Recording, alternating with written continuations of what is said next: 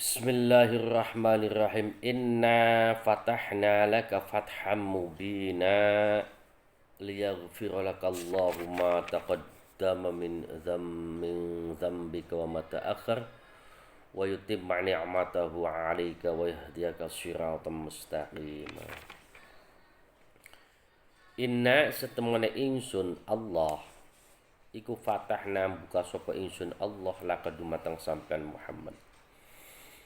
Iku fataha asal makna adalah membuka, bisa membuka hatinya orang tersebut,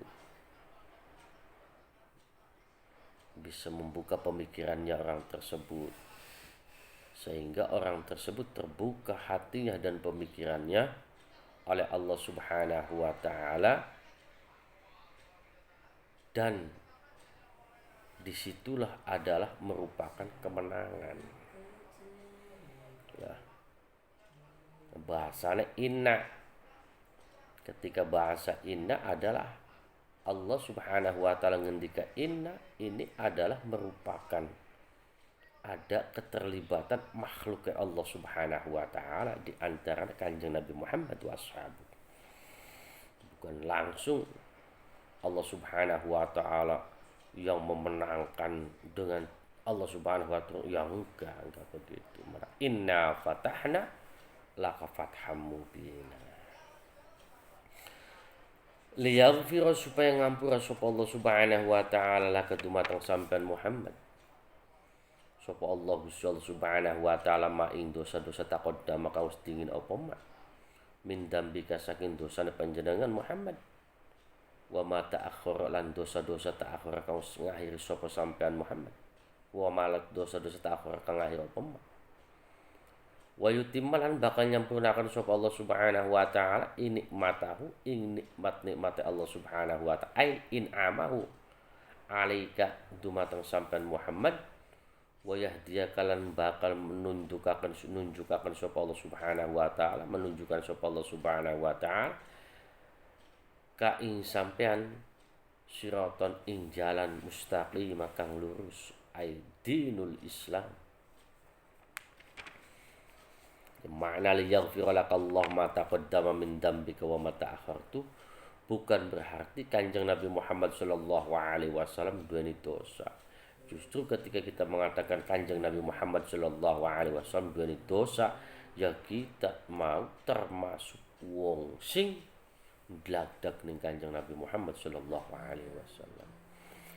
Ada yang memurodi bahwasan ma taqaddama min dzambika wa ma ta'akhkhar ini sesuatu yang pernah dilaksanakan oleh orang kecil, yang dianggap orang kecil itu baik, belum tentu baik bagi orang dewasa.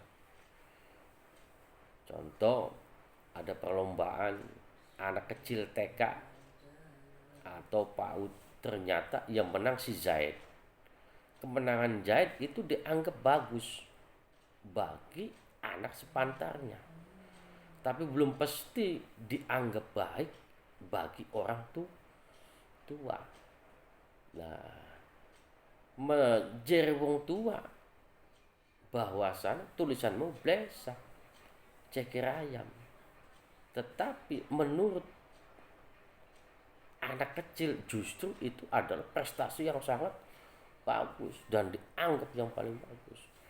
Oleh karena itu, sesuatu yang dianggap bagus oleh orang biasa belum tentu bagus bagi orang yang luar biasa.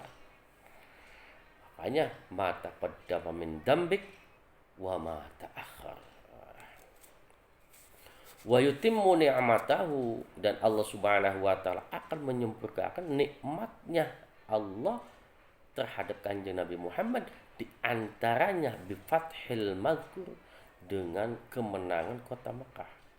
Bukan kemenangan dengan serbuan, bukan. Dengan memenangkan kota Mekah tersebut dikalahkan oleh kanjeng Nabi Muhammad sallallahu alaihi wasallam dengan cara diplomatis, antara kanjeng Nabi Muhammad sallallahu alaihi wasallam dengan kaum musyrikin. Justru kanjeng Nabi yang unggul, sehingga orang musyrikin tersebut mengakui bahwasanya kanjeng Nabi Muhammad Shallallahu Alaihi Wasallam ini adalah seorang Rasul. Ada yang mengatakan wa yutimmu ini adalah nikmat yang paling sempurna adalah nikmat keimanan. Manakala sahabat ketika itu mau terpanggil oleh ajakannya Rasulullah Shallallahu Alaihi Wasallam dan ini adalah merupakan kenikmatan. Wa yahdiyaka siratan mustaqim dan Allah Subhanahu wa taala akan memberikan petunjuk dengan jalan yang benar. Islam ini petunjuk jalan yang benar. Itu satu sah.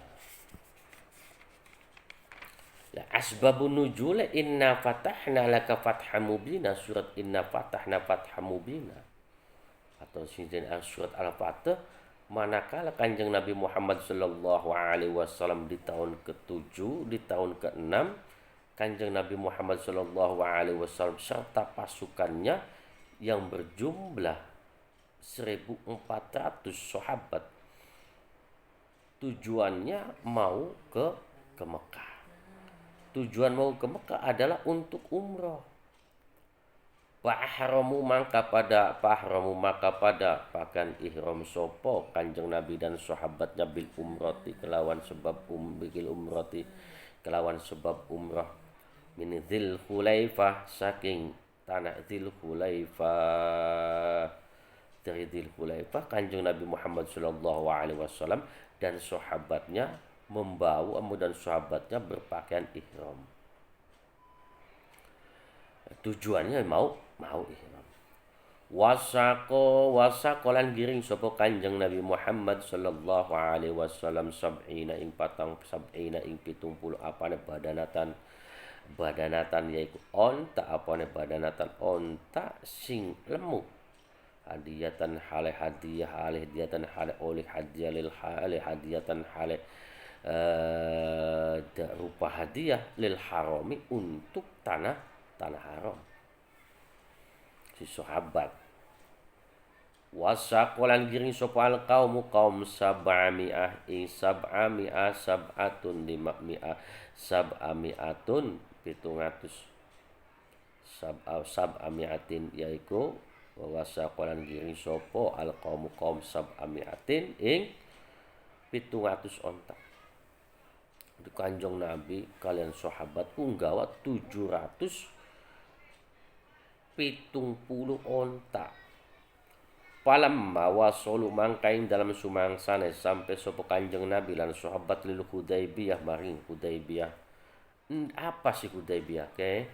Wa ya utai Hudaybiyah iku qaryatun desa bainaha ing dalam antara Hudaybiyah wa baina Makkah lan ing dalam antara Makkah wa baina Makkah lan ing dalam antara Makkah ning kono.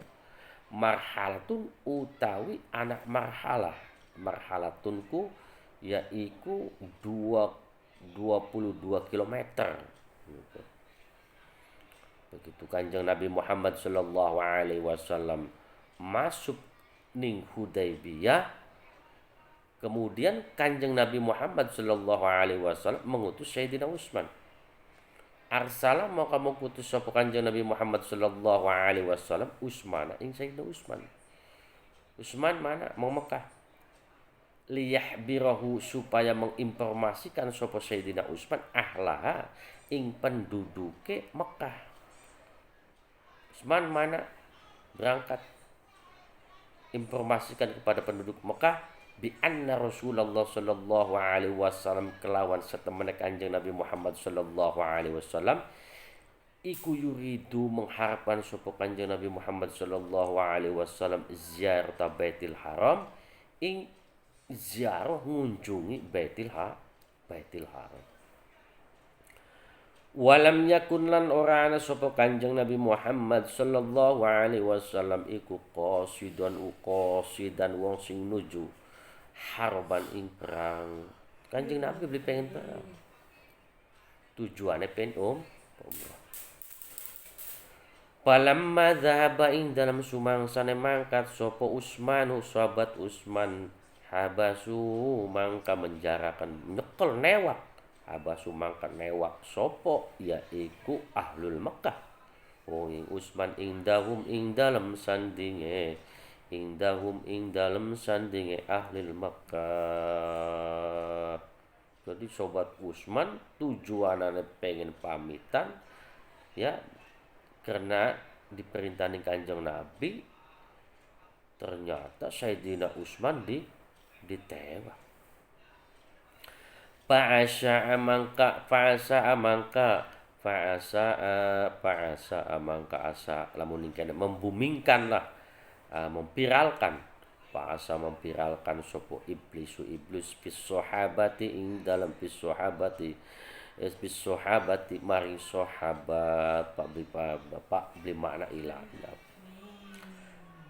Anna Utsman ing setune Utsman iku kutila den pati sapa Utsman. Iblis memberikan informasi bahwasannya Sayyidina Utsman dibunuh.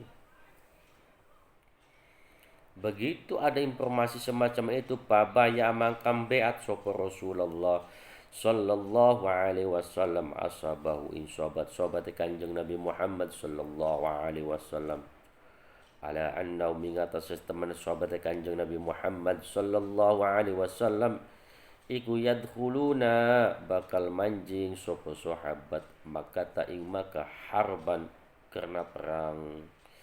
Ciri Kanjeng Nabi, sahabat sing mau kita tujuannya pengen mengunjungi Ka'batullah dalam keadaan ihram saiki wis sampean di biat ning kita, biat adalah untuk perang. Siap untuk memerangi yaitu kaum yaitu Quraisy sing ana ning Makkah. Palamma balagha ing dalam sumangsan tu Makkah sampai palamma balagha ing dalam sumangsan sampai al musyrikin ing musyrik opo zalika mengkonon annahum yadkhuluna Makkah harban. Akhoda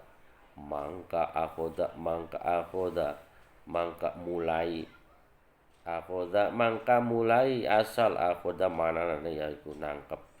Akhoda mangka mulai hum ing yaiku kafar Makkah opo araku wedi.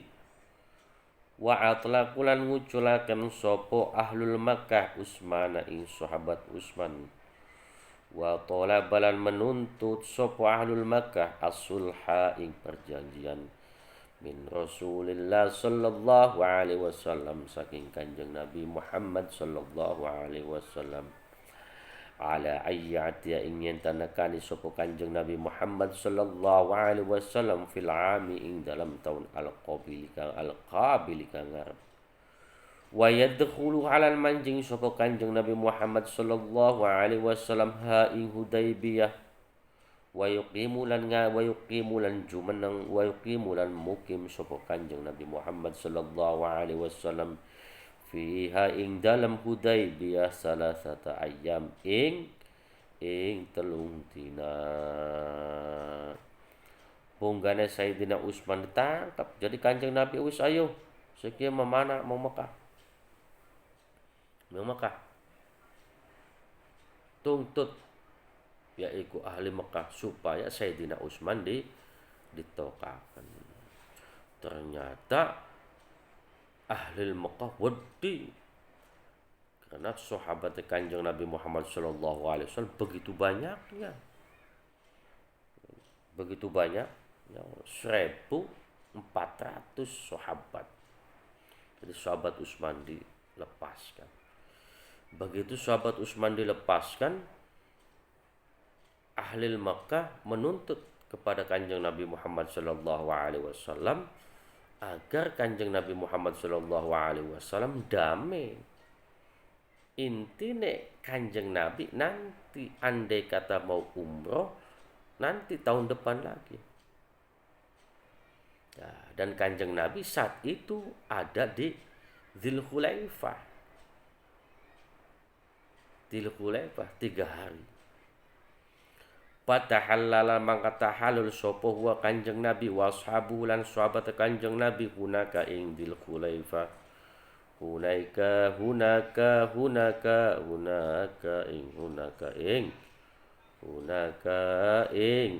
ing Hudaibiyah. Hunaka ing Hudaibiyah bil halqi kelawan nyukur. Karena Kanjeng Nabi saat itu tidak boleh masuk, sehingga Rasulullah Shallallahu Alaihi Wasallam dan sahabatnya tahallul di Hudaibiyah dan mencukur rambut. Tahallulku mencukur rambut. Wadhahabalan nyembleh sapa Kanjeng Nabi Muhammad, memotong sapa Kanjeng Nabi Muhammad sallallahu alaihi wasallam ma ing onta saku kang giring sapa Kanjeng Nabi lan sahabatku ing ma bayane minal hadi di antarane saking hadiah sembelih. Wis sembelih ning kene bae boleh manjing. Tumma roja'u kemudian balik maning sopo sahabat lan Kanjeng Nabi ya'lu hale kadan menguasai asal ya'lu asal maknane ku ya'lu ku tinggi dhuwur sing dimaksudaken ya'lu kang menguasai hum ing sahabat lan Kanjeng Nabi opo al hazanu susah. Niate pengen tahalul, niate pengen umrah, kok ternyata kayak mengkenen. Tetapi kenapa Kanjeng Nabi Muhammad Sallallahu Alaihi Wasallam mau saja? Setelah itu Kanjeng Nabi Muhammad dan sahabatnya merasa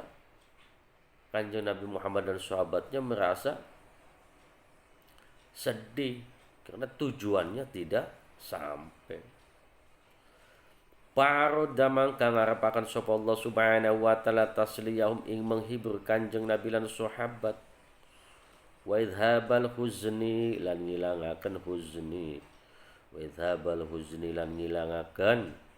huzni. Ya kesusahan kesedihan anhum ado saking sahabat lan Kanjeng Nabi.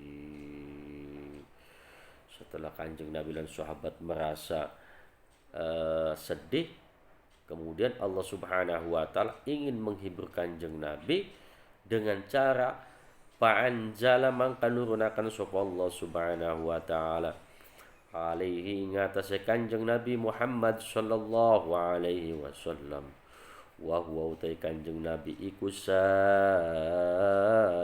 wong sing lagi lumaku, wong sing lagi berjalan lailan ing waktu bengi piruju'i ing dalam kembali ni Kanjeng Nabi mau Madinah. Lah Kanjeng Nabi sedih, sahabat sedih, blisida. Nah, disitulah Kanjeng Nabi kalian sahabat sampai tekang Bakrul Ghamim.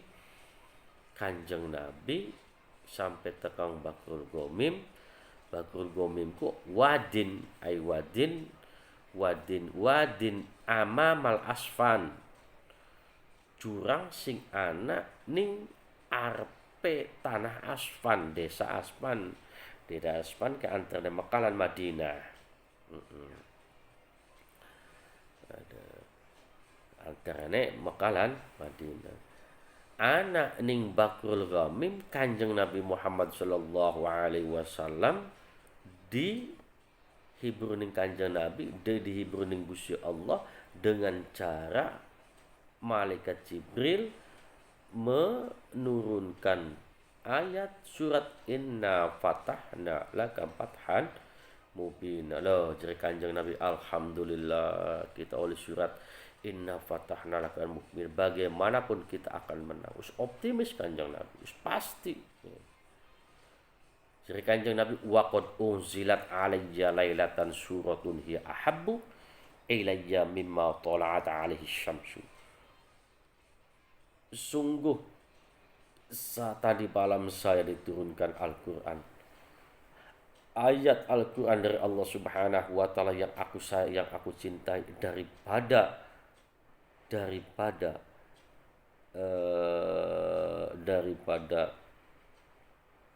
terbitnya matahari.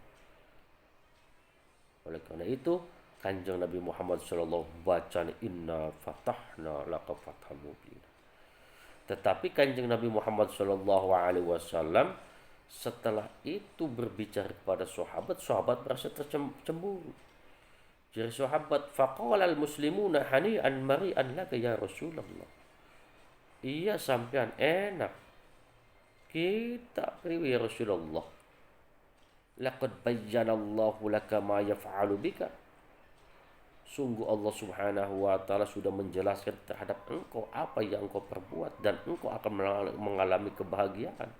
Engkau akan mengalami kenikmatan. Famadza yaf'alu bina?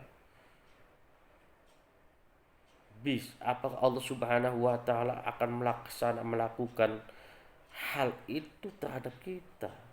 Apa yang engkau berikan oleh Allah apakah akan terjadi terhadap kita? Turun ayat fanazalat alaihi liyadkhulal mu'minina wal mu'minat jannatin tajri min tahtihal anhar sampai fauzan azimah. Nah, Fathu Mekah ini justru adalah perjanjian yang sangat fenomenal. Kenapa? Semuanya perjanjian itu merugikan Rasulullah dan sahabatnya. Merugikan Rasulullah dan sahabatnya. Orang Islam yang sudah masuk kafir tidak boleh lagi ke Islam. Tetapi orang orang kafir yang masuk Islam harus dikembalikan. Ditambah-tambah tidak boleh umrah tahun ini, nggak boleh, nanti tahun lagi. Nggak boleh, nanti tahun lagi. Sampai-sampai Sayyidina Ali, sampai Sayyidina Umar radhiyallahu anhu merasa jengkel, merasa marah kepada Rasulullah sallallahu alaihi wasallam. Ya Rasulullah, alasta Rasulullah haqqan. Sampai sebenarnya Rasul beneran duduk. Jadi Kanjeng Nabi, qala bala Rasulullah iya Umar, ingsun ku Rasulullah. Jadi sahabat Umar, qala falima tudhillu dhani'atan lana. Kenapa sampean memberikan perjanjian justru yang merugikan kita dan menghinakan agama kita? Qala Rasulullah sallallahu alaihi wasallam, wala yudayyi'u Allahu lana abada. Tidak akan mungkin Allah Subhanahu wa taala akan menyia-nyiakan kepada kita selamanya. Tidak merasa puas Sayyidina Umar, faja Umar ila Abi Bakr. Datang kepada Abu Bakar. Faqala ya Abu Bakar, lima a'ta'an nabiyyu sallallahu alaihi wasallam ad-dani'ata fi dinina. Kenapa Allah Subhanahu wa taala memberikan sesuatu yang justru melecehkan agama kita dan kita merasa rugi. Faqala Abu Bakar wala yudayyi'u Allahu la abadan. Jawabannya pada Kanjeng Nabi. Tidak mungkin Allah Subhanahu wa taala akan menyia-nyiakan Kanjeng Nabi Muhammad sallallahu alaihi wasallam.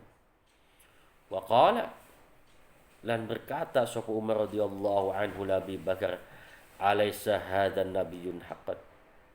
Jadi sahabat Umar, Bakar, alaysa hadan nabiyyu haqqan. Bukankah itu nabi yang benar? Qala huwa Rasulullah sallallahu alaihi wasallam wa laysa yuqsi rabbahu wa huwa nasirah. Kanjeng Nabi Rasulullah mal mungkin disia-siakan Allah Subhanahu wa taala, maksiat Gusti Allah. Yang selalu memberikan pertolongan adalah Allah Subhanahu wa taala. Umar qala Abu Bakar la tadkhul bainahu wa baina habibi.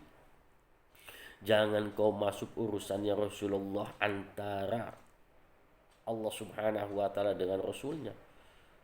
Kamu itu bukan makomnya. Ketika kamu bukan makomnya, kamu jangan berani-berani mengikuti pola pikiran Rasulullah Shallallahu Alaihi Wasallam yang tidak nyampe bagi otaknya kita. La tadkhul bainahu wa baina habibi. Ini adalah pelajaran Siapapun orang yang tidak mengerti tentang hukum, sudah jangan banyak bicara. Biarkan mereka yang ahlinya. La tadkhul bainahu wa baina habibi. Di dalam satu riwayat bahwasannya kata Ali radhiyallahu anhu, sahabat Ali radhiyallahu anhu membikin perjanjian antara kanjeng Nabi Muhammad sallallahu alaihi wasallam wa qaum Quraisy. Dan perjanjiannya jelas merugikan Rasulullah sallallahu alaihi wasallam dan sahabatnya. Semuanya yang rugi. Cuman kata Rasulullah sallallahu alaihi wasallam, laqad unziltu aliyya lailatan syari suratun ya ahabbu ilayya mimma tala'at alaihi syamsu. Ingsun mubengi diturunakan surat dari Allah Subhanahu wa taala melalui Jibril, justru saya lebih suka daripada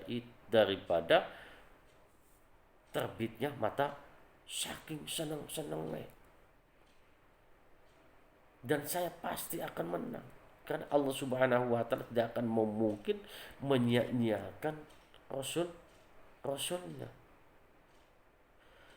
Qala al-mu'allif rahimahumullah ta'ala wa nafa'ana bihi wa bi'ulumihi fikum bid-darain. Singkatnya cerita, Abu Bakar dan Umar radhiyallahu anhu setelah mendengar begitu diam.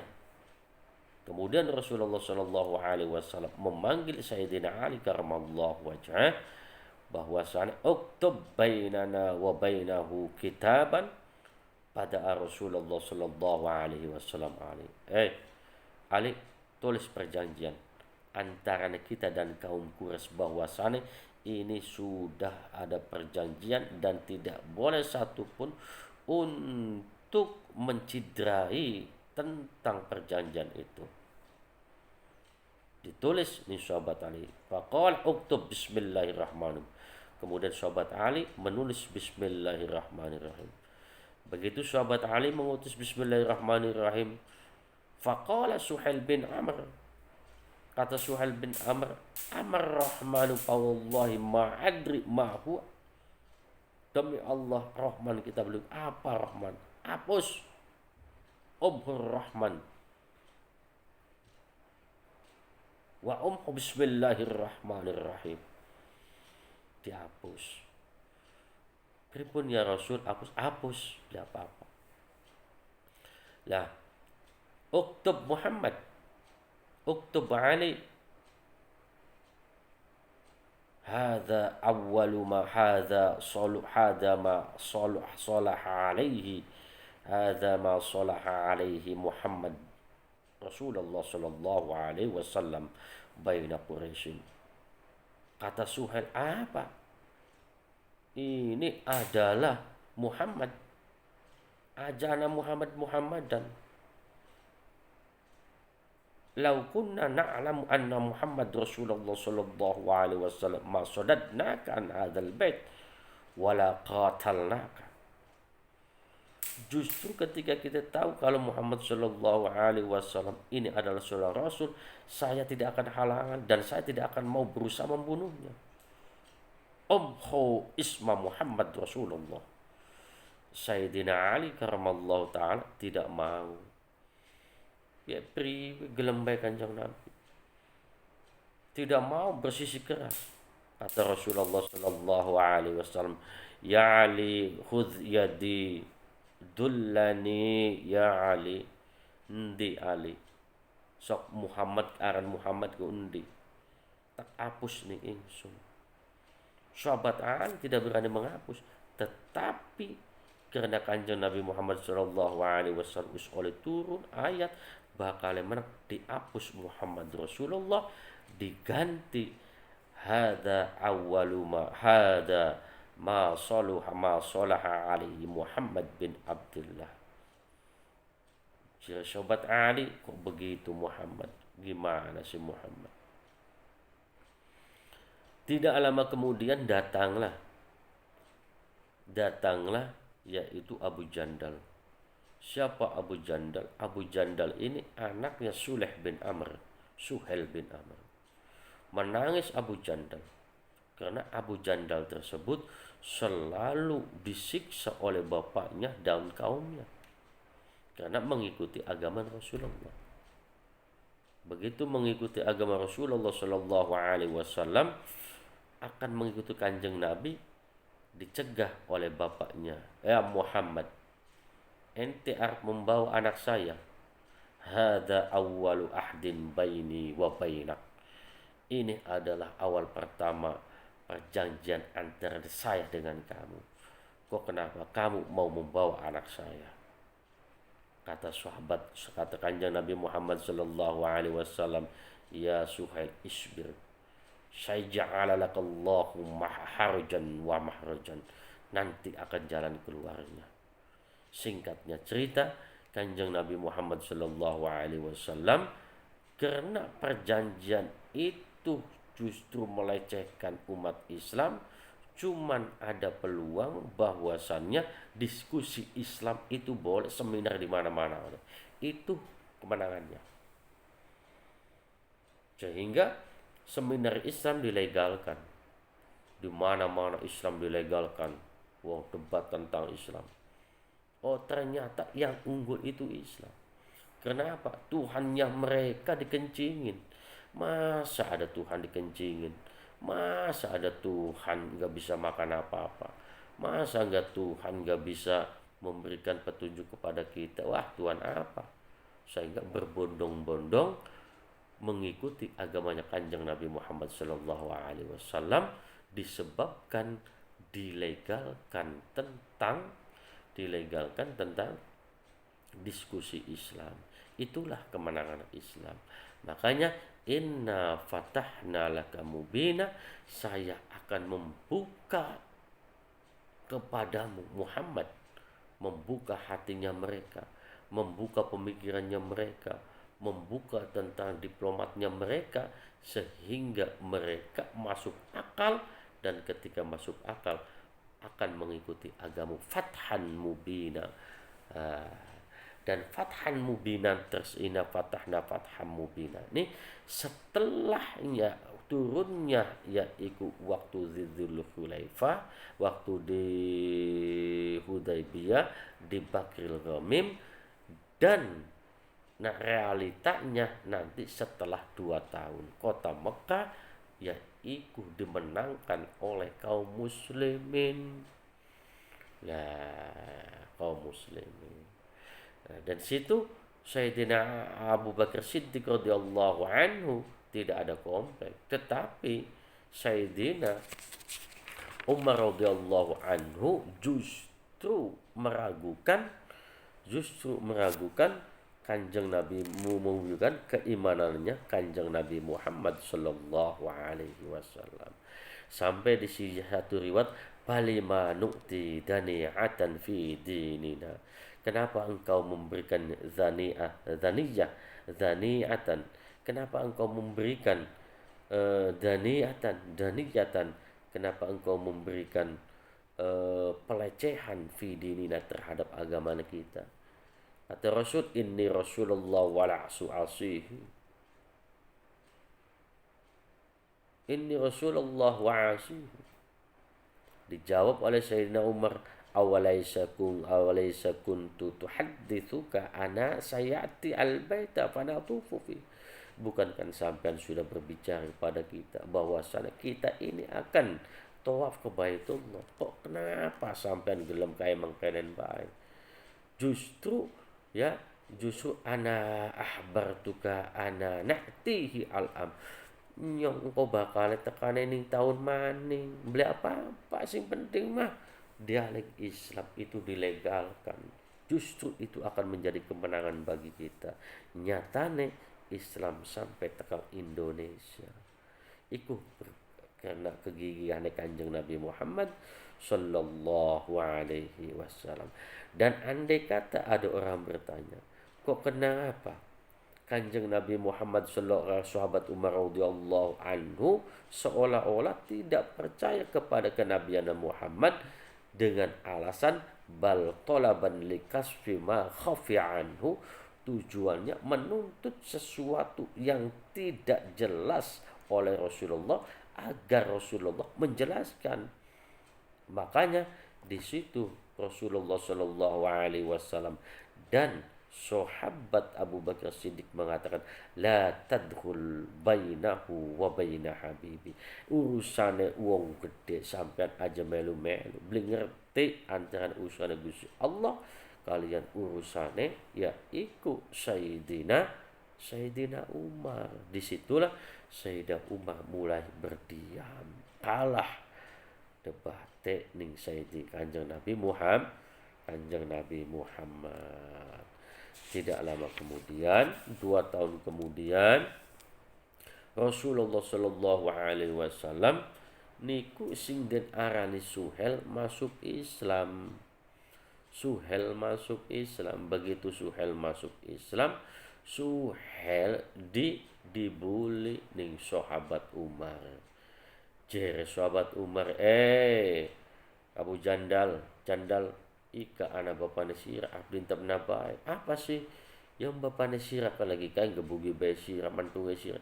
Ika kita beli pedang. Apa salah tak tampakakan di gorokakan aja kayak muka mengkono Muhammad kayak mengkono juga bapaknya kita aja sampai kita mau di ngambil bapaknya kita mancing Islam Umar bapaknya kita kok ya bokat ya kayak mengkono. Nah, jadi intinya sulhul Hudaybiyah adalah merugikan kepada orang Islam, tetapi hakikatnya justru kemenangan bagi orang Islam. Karena apa? Dilegalkan diskusi.